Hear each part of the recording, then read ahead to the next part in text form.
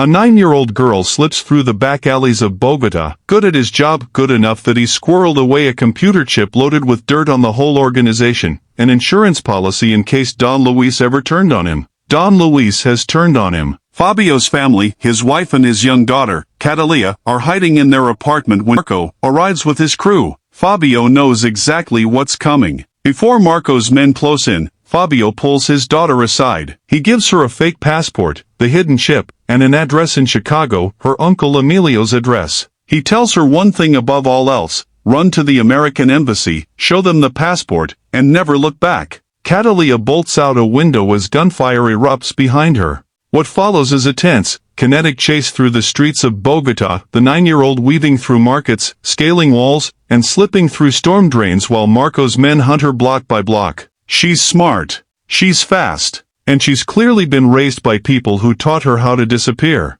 She makes it to the U.S. Embassy, passport in hand, and gets it stamped. But when she looks back toward her apartment, she already knows what she'll find. Her parents are dead, executed on Don Luis's orders. But all the way to Chicago, to the home of her uncle Emilio. Emilio, we learn, is exactly what Fabio used to be, a professional hitman, now retired from the streets but still connected. He takes his niece in. In one of the film's defining early moments, she tells Emilio flatly that she doesn't want a normal life, she wants to learn to kill, so she can one day find Don Luis and make him pay. Emilio refuses at first, to prove she's dating Don Luis directly, and that's a game that gets people killed. Catalia doesn't care.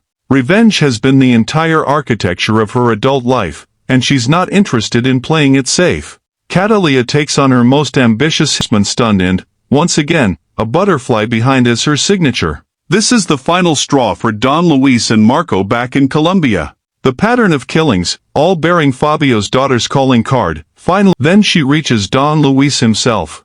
In a moment that mirrors the film's opening, she faces the man responsible for everything she lost, and finishes what her father's murder set in motion. She kills Don Luis, closing the loop on a mission that almost reveals everything and then doesn't. The film keeps them like two pieces of a puzzle that might have fit together under different circumstances. Watching them is a lesson in how people try to build ordinary things. The supporting cast does enough to make the threats credible and the politics of the underworld feel lived in without distracting from the main spine, Catalia's promise. In the end, Colombiana is satisfying. Let me know in the comments which film you want recapped next. See you in the next video.